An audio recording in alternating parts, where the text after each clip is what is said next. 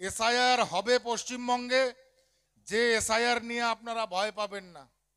কারণ এসআইআর হলে, আমি আবারও বলছি, একদম দা বাইকোটেড বলছি, বাইকোটেড, 1 থেকে 1,20,00,000 লোক বাদ যাবে। মমতা বন্দ্যোপাধ্যায়, আমার বক্তব্যে আপনি যতই চেঁচান, কোনো কাজ হবে না।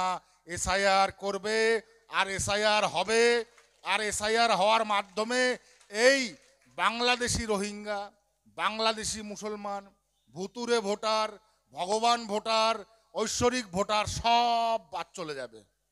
আর যেটা আপনি দাঁড়িয়ে থেকে দেখবেন, যেভাবে ভোট চুরি করেছেন এক সময়, সেই ভোট চুরি বন্ধ হয়ে যাবে, ছাপ্পা ভোট বন্ধ হয়ে যাবে, সবকিছু বন্ধ হয়ে যাবে, আপনি শেষ। আগামী 26-এ আপনার ঘচাংফু, ঘচাংফু এটা হতে বাধ্য। আমি এইটুকু বলবো, এসআইআর নিয়ে ঘাবড়াবেন না। যারা পূর্ববঙ্গ থেকে আগত মানুষ, তারা আপনারা সিএ অ্যাপ্লিকেশন করুন। গতকালকে না আজকেই তো শুনলাম মুখ্যমন্ত্রী বলছেন পাহাড়ে ম্যানগ্রোভ লাগাবেন। আরে অশিক্ষিত, এইটুকু জানতে হয় যে ম্যানগ্রোভ নোনা জলে বাঁচে, সেটা পাহাড়ের ওই মিষ্টি জলে ওই ওয়েদারে বাঁচে না।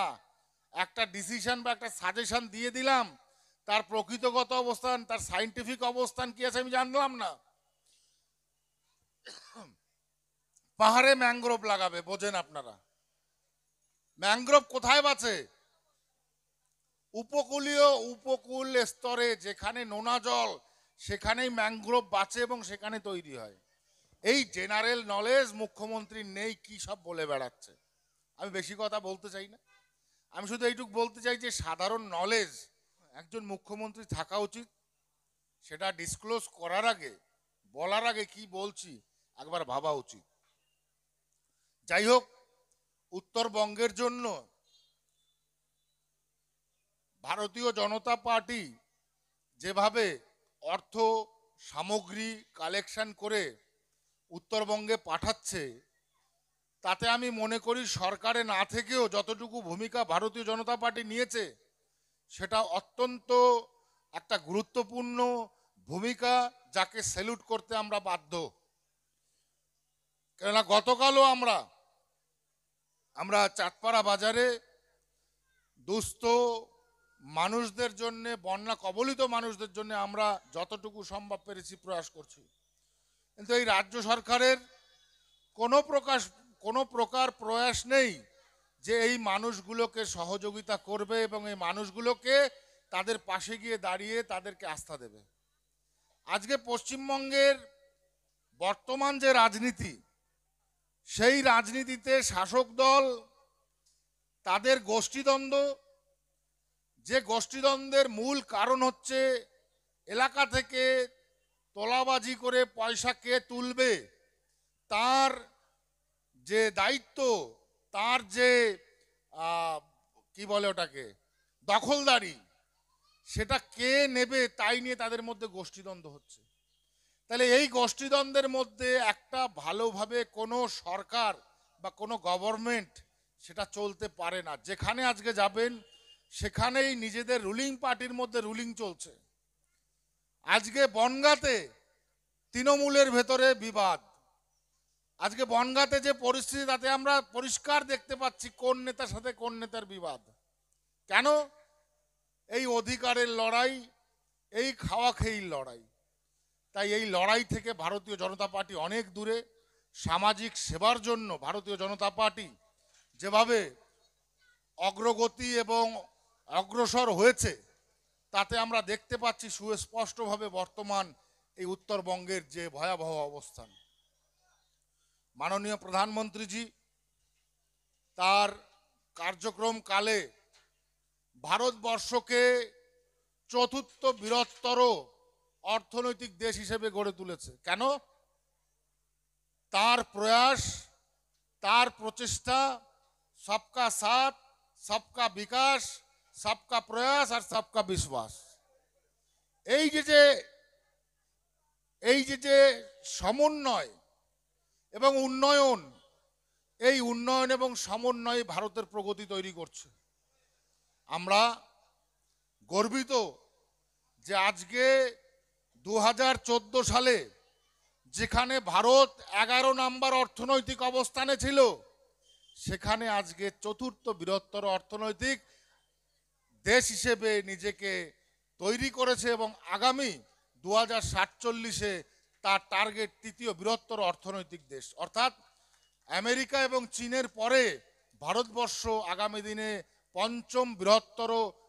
তৃতীয় বৃহত্তর অর্থনৈতিক দেশ এবং পঞ্চম 5th ট্রিলিয়ন ইকোনমি যারা অ্যাডপ্ট করবে, অর্থাৎ যারা ধারণ করবে।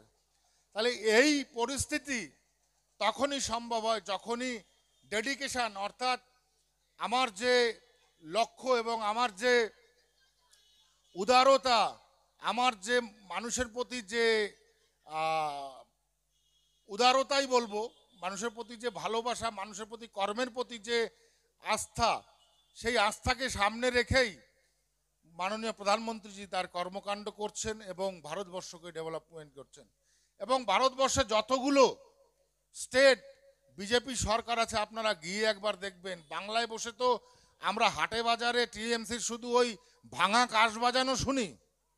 একবার কখনো ইউপিতে গিয়ে দেখতে হবে, মহারাষ্ট্রে দেখতে হবে, ছত্তিশগড়ে দেখতে হবে, উড়িষ্যায় দেখতে হবে, এরকম ভাবে রাজস্থানে দেখতে হবে সেখানের মানুষরা কিভাবে কি করছে। আজকে বাংলা যে অর্থনীতি একসময় ভারতবর্ষের 34% অর্থনীতি বাংলা দিত শুধু, আজকে সেখানে বাংলা ব্যর্থ। কেন? অপদার্থ সরকার এবং তার এই অপপ্রয়াস, অপপ্রকল্প, অপকর্মের মাধ্যমে এরা শুধু তোলাবাজিতেই এরা সীমাবদ্ধ রয়েছে। এসআইআর হবে পশ্চিমবঙ্গে, যে এসআইআর নিয়ে আপনারা ভয় পাবেন না, কারণ এসআইআর হলে আমি আবারও বলছি, একদম বাইকোটেড বলছি, বাইকোটেড 1 থেকে 1,20,00,000 লোক বাদ যাবে। মমতা বন্দ্যোপাধ্যায় আমার বক্তব্যে আপনি যতই চেঁচান, কোনো কাজ হবে না। এসআইআর করবে আর এসআইআর হবে, আর এসআইআর হওয়ার মাধ্যমে এই বাংলাদেশি রোহিঙ্গা, বাংলাদেশি মুসলমান, ভুতুরে ভোটার, ভগবান ভোটার, ঐশ্বরিক ভোটার সব বাদ চলে যাবে।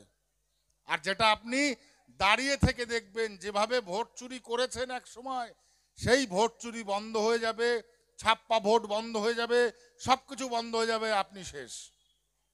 আগামী 26-এ আপনার ঘচাংফু ঘচাংফু এটা হতে বাধ্য।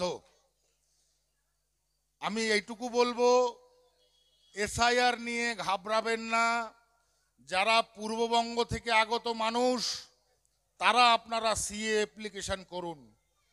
কোনো জায়গায় যদি পুলিশ না করতে দেয়, আমার বাড়ি চলে যাবেন, সেখানে পুলিশ আটকাতে পারে না, সেখানে তার কোনো পুলিশের ক্ষমতা নেই ঠাকুর বাড়িতে সিএ অ্যাপ্লিকেশন থেকে বঞ্চিত রাখবে।